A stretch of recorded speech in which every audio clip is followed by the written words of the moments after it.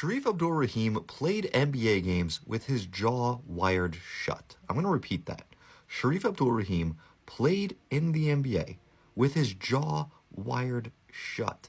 There are a lot of guys who are like the good stats, bad team guys, but that doesn't mean they don't care. That doesn't mean they're not passionate and trying to actively win games. And Shareef Abdul-Rahim had the great misfortune of getting drafted to the Vancouver Grizzlies, which was just...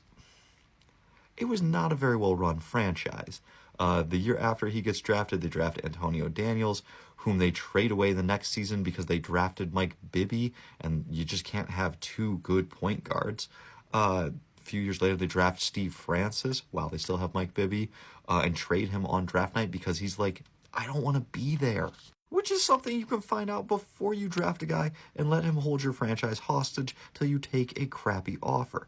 Still, throughout it all, Shareef Abdul-Rahim is consistently putting up 20 points per game for a bad Vancouver Grizzlies team. When he finally escapes the Grizzlies, there's a lot of excitement for Shareef Abdul-Rahim in Atlanta. Jason Terry's going out saying, hey, we're definitely making the playoffs this year, despite the fact that they won 25 games the prior year. He's like, Shareef scoring is what's going to get us there.